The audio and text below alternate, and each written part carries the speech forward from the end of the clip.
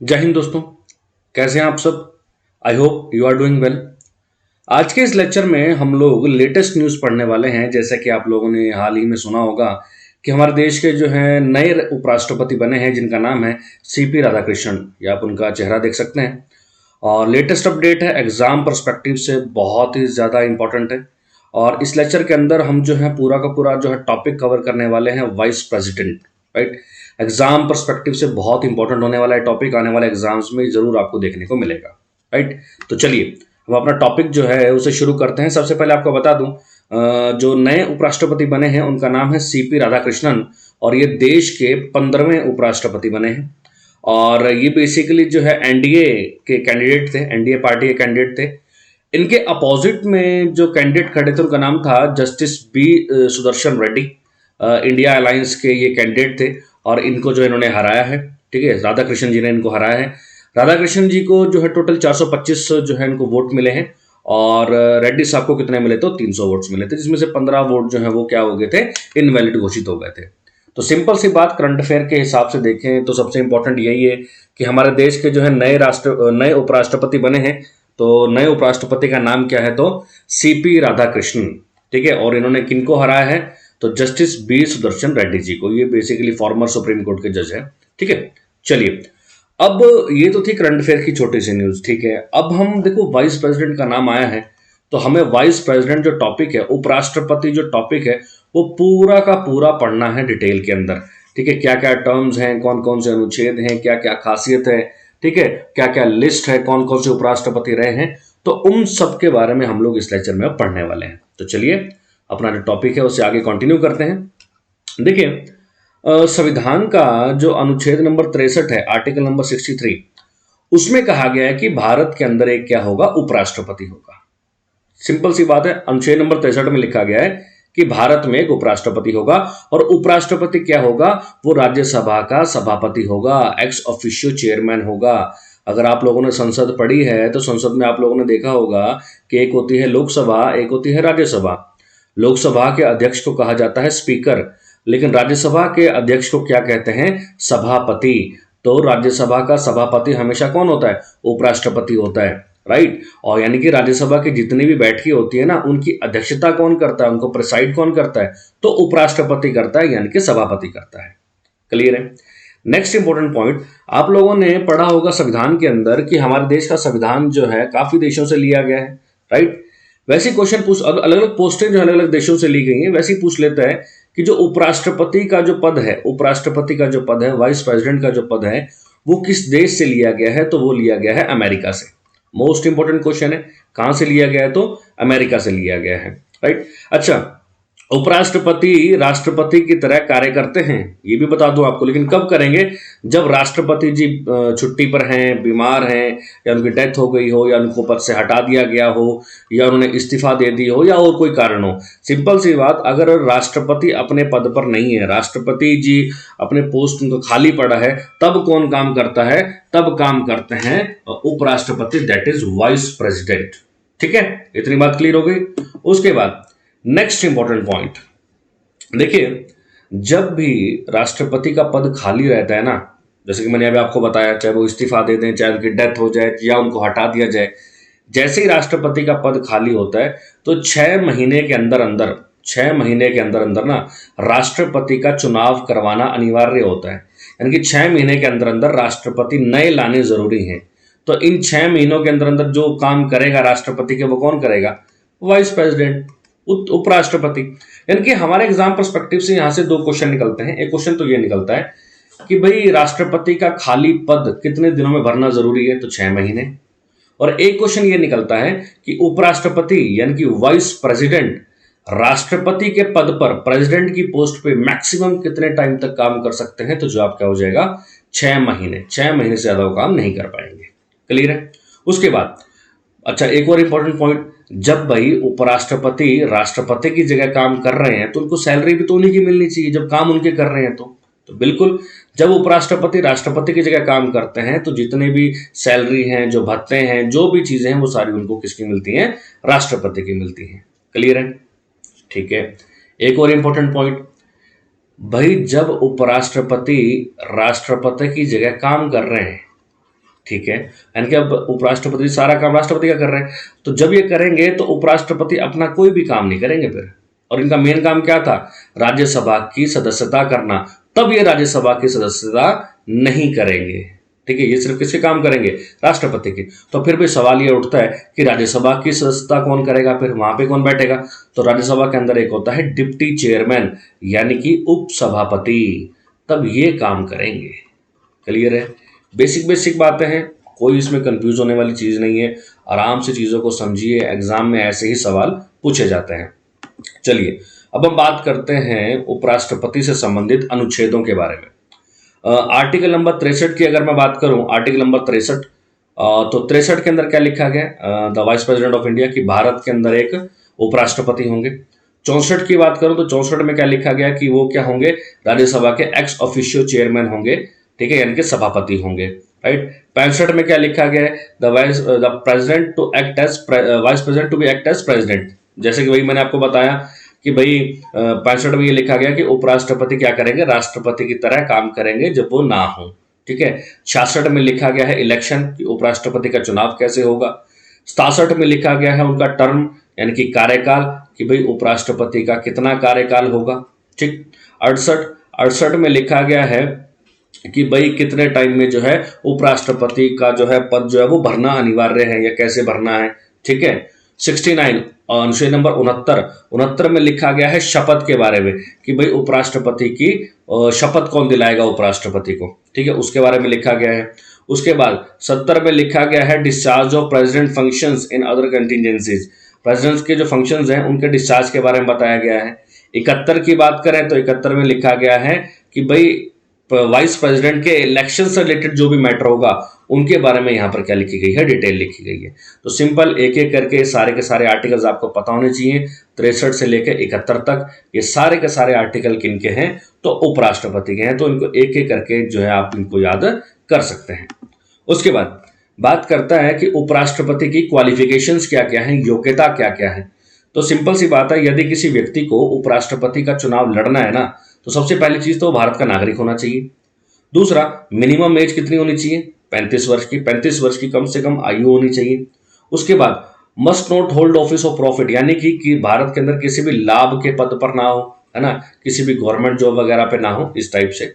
दूसरा, अगर चौथी क्वालिफिकेशन क्या है कि वो राज्यसभा का सदस्य बनने की योग्यता रखता हो। अगर आपको उपराष्ट्रपति का पद का चुनाव लड़ना है तो आपको राज्यसभा का सदस्य बनने की योग्यता होनी चाहिए। अब राज्यसभा की योग्यता क्या है सदस्य बनने की, ठीक है, तो वो हम राज्यसभा के अंदर जाके डिटेल में पढ़ेंगे। बस अभी आप इतना ध्यान रखिए कि राज्यसभा का सदस्य बनने की योग्यता होनी चाहिए उसके अंदर, राइट। उसके बाद he shall not be the member of other house of parliament. Parliament के अंदर दो सदन है, एक है लोकसभा और एक है राज्यसभा।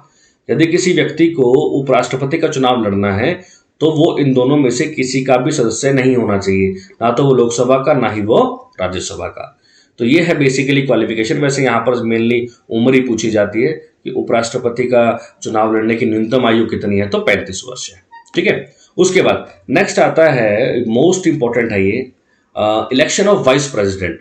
उपराष्ट्रपति के चुनाव की अगर मैं बात करूं ना, तो सबसे पहले आपको ध्यान रखना है कि भाई उपराष्ट्रपति के चुनाव में ना दोनों सदन भाग लेते हैं, संसद के दोनों सदन, लोकसभा भी और राज्यसभा भी। एक तो आपको ये बात पता होनी चाहिए। दूसरा, उपराष्ट्रपति का जो चुनाव है वो इनडायरेक्ट इलेक्शन है। देखिए, चुनाव दो प्रकार के होते हैं, एक होता है डायरेक्ट इलेक्शन यानी कि प्रत्यक्ष चुनाव, एक होता है इनडायरेक्ट इलेक्शन यानी कि अप्रत्यक्ष चुनाव। डायरेक्ट इलेक्शन वो होता है जहां पर जनता सीधा चुनती है, जैसे जैसे लोकसभा का चुनाव। लोकसभा का चुनाव आपने देखा होगा, आपने वोट भी किया होगा कि लोकसभा के चुनाव के अंदर आप सीधा वोट करते हैं, ठीक है, आप सीधा अपने प्रतिनिधि को चुनते हैं। वैसे ही एमएलए है ना, विधानसभा का चुनाव, वहां पर ही आप सीधा चुनते हो। लेकिन राज्यसभा का चुनाव ऐसा नहीं है, ठीक है, राज्यसभा का चुनाव ऐसा नहीं है, वो इनडायरेक्ट इलेक्शन है। वैसे उपराष्ट्रपति का इलेक्शन भी क्या है? इनडायरेक्ट। हम जिनको चुनते हैं वो आगे किसी और को चुन रहे हैं। फॉर एग्जाम्पल, उपराष्ट्रपति के चुनाव में एक तो है लोकसभा, एक राज्यसभा के सदस्य है, ठीक है। और आपको बता दूं, लोकसभा और राज्यसभा के दोनों सदस्य भाग लेते हैं। कैसे? लोकसभा के अंदर तो मनोनीत सदस्य है ही नहीं, है ना। राज्यसभा के अंदर एक तो निर्वाचित सदस्य हैं और एक मनोनीत सदस्य हैं। तो मनोनीत सदस्य भी, नॉमिनेटेड मेंबर्स भी भाग लेते हैं। ये इंपॉर्टेंट है। ये इंपॉर्टेंट इसलिए है क्योंकि जब राष्ट्रपति का चुनाव होता है ना, तो वहां पर मनोनीत सदस्य भाग नहीं लेते। राष्ट्रपति का जो इलेक्शन होता है वहां पर मनोनीत सदस्य भाग नहीं लेते। वहां पर सिर्फ और सिर्फ कौन लेता है? निर्वाचित सदस्य भाग लेते हैं। लेकिन उपराष्ट्रपति के चुनाव में दोनों सदनों के मनोनीत और निर्वाचित दोनों भाग लेते हैं, इसलिए क्वेश्चन इंपॉर्टेंट है। ठीक है, तो अब जो राज्यसभा के सदस्य हैं उनको हमने नहीं चुना है डायरेक्ट, हमने सिर्फ लोकसभा वालों को चुना है।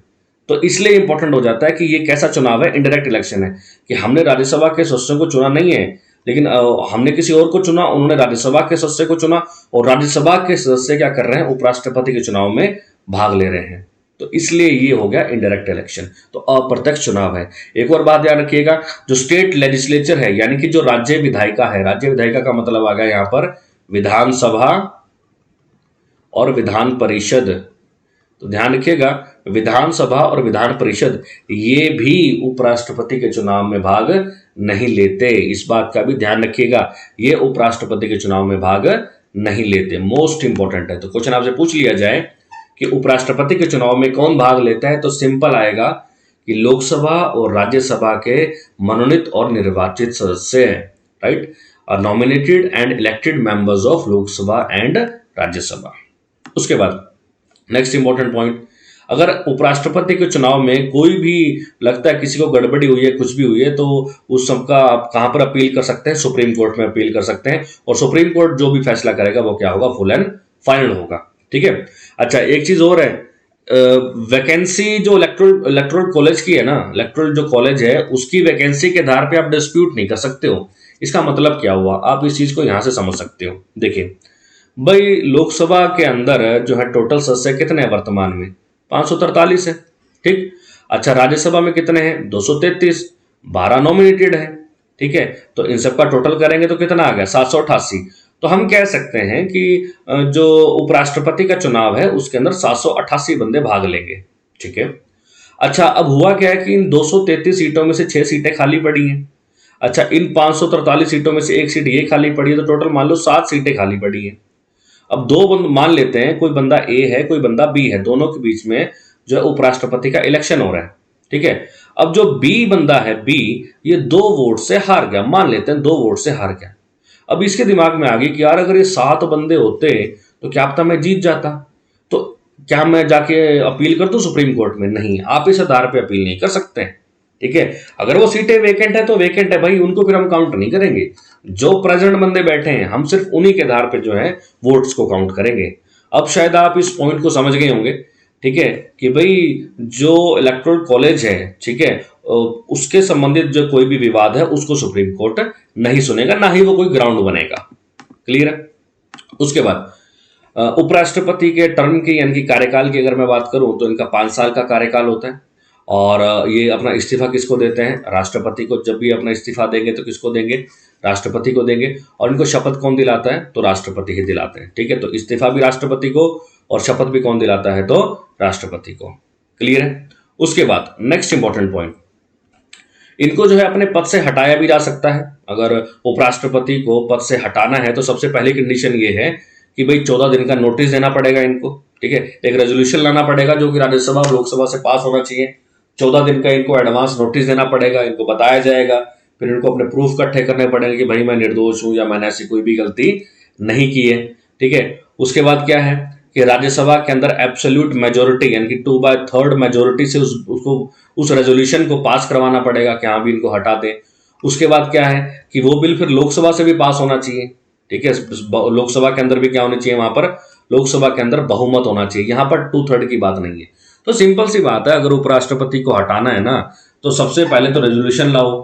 ठीक है, 14 दिन का एडवांस नोटिस दो उपराष्ट्रपति को, फिर उसे राज्यसभा से जो है 2/3 मेजोरिटी से पास करवाओ, फिर लोकसभा से बहुमत से पास कराओ, फिर जाकर जो आप उनसे इस्तीफा ले सकते हैं। राइट, उसके बाद 5 साल के बाद भी जो है उपराष्ट्रपति अपने पद पर बैठ सकते हैं यदि राष्ट्रपति कहें तो, वैसे नहीं है, राष्ट्रपति कहें तो।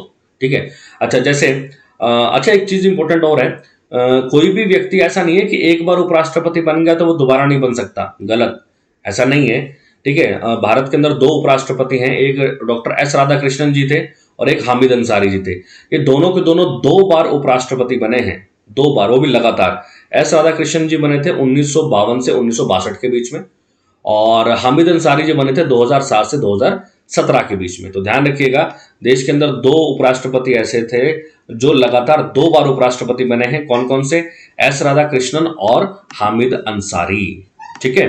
उसके बाद उपराष्ट्रपति के कार्य क्या क्या होते हैं, जैसे कि मैंने आपको बताया कि वो राज्यसभा के क्या होते हैं, सभापति होते हैं। राज्यसभा की जो है बैठकें होती हैं, उनकी अध्यक्षता करते हैं, राइट। दूसरी सबसे ऊंची पोस्ट है इंडिया के अंदर ये उपराष्ट्रपति की, राइट। उसके बाद नेक्स्ट इंपॉर्टेंट पॉइंट, जब राष्ट्रपति की डेथ हो जाए या वो इस्तीफा दे दे या उनको पद से हटा दिया जाए, तो राष्ट्रपति की एब्सेंस में कौन काम करता है? वाइस प्रेसिडेंट काम करते हैं। ये भी हम अच्छे से पढ़ चुके हैं, राइट। वीवी गिरी जो थे, उन्होंने काम किया था डॉक्टर जाकिर हुसैन की जगह। जब डॉक्टर जाकिर हुसैन राष्ट्रपति थे, उनकी डेथ हो गई थी 1969 में, 1969 में उनकी डेथ हो गई थी। तब एक्टिंग प्रेसिडेंट यानी कि कार्यकारी राष्ट्रपति कौन बने थे? वीवी गिरी बने थे। और फखरुद्दीन अली अहमद जब राष्ट्रपति जी थे, उनकी डेथ हुई 1977 में, तब उनकी जगह किसने काम किया था? बीडी जट्टी ने। किसने काम किया था? बीडी जट्टी ने। तो ये 2 नाम आप याद रख सकते हैं। वीवी गिरी ने काम किया था डॉक्टर जाकिर हुसैन की जगह, और बीडी जट्टी जी ने काम किया था फखरुद्दीन अली अहमद की जगह। क्लियर है? आई होप सारे के सारे पॉइंट्स क्लियर हो गए होंगे। बड़ा ही इंपॉर्टेंट टॉपिक है। ठीक है। अब हम देख लेते हैं एक लिस्ट, ठीक है, कौन कौन से उपराष्ट्रपति जो है भारत के अंदर रहे हैं 1952 से लेकर 1955 के बीच में। ठीक है। तो जैसे कि आप जानते हैं, सबसे पहले उपराष्ट्रपति कौन थे? डॉक्टर एस राधाकृष्णन, उसके बाद डॉक्टर जाकिर हुसैन, उसके बाद वीवी गिरी, then Gopal Swarup Pathak, then BD Jatti, then justice Mohammad Hidayatullah, then Ramaswamy Venkataraman. क्या नाम है? रामास्वामी वेंकटरमन। उसके बाद कौन थे? Shankar Dayal Sharma, next KR Narayan, next Krishan Kant, next Bhairon Singh Shekhawat, next Mohammad Hamid Ansari, next Venkaiah Naidu, next Jagdeep Dhankhar जिन्होंने अभी हाल ही में इस्तीफा दिया था, और नेक्स्ट जो लेटेस्ट बने हैं उनका नाम है CP राधाकृष्णन। ठीक है। तो आई होप सारी की सारी चीज़ें आपको क्लियर हो गई होंगी। फिर भी अगर कोई डाउट हो तो आप जो है हमारे टेलीग्राम चैनल पर जो है कमेंट कर सकते हैं। इंस्टाग्राम पर भी आप हमें फॉलो कर सकते हैं, द ब्राइट क्लासरूम आप सर्च करेंगे तो आपको मिल जाएगा। फेसबुक पर भी आप हमें फॉलो कर सकते हैं। ठीक है। इंस्टाग्राम, फेसबुक और टेलीग्राम, इन सब के लिंक मैं आपको डिस्क्रिप्शन में दे दूंगा। इस लेक्चर की PDF आपको हमारे टेलीग्राम चैनल पर मिल जाएगी। ठीक है। वीडियो अच्छा लगेगा तो इसे लाइक एंड शेयर जरूर कीजिएगा, और ध्यान से इसके नोट्स बनाइएगा, क्योंकि एग्जाम पर्सपेक्टिव से मोस्ट इंपॉर्टेंट टॉपिक है आज की डेट के हिसाब से। ठीक है। चलिए मिलते हैं नेक्स्ट लेक्चर के अंदर। Thank you so much. जय हिंद, जय भारत।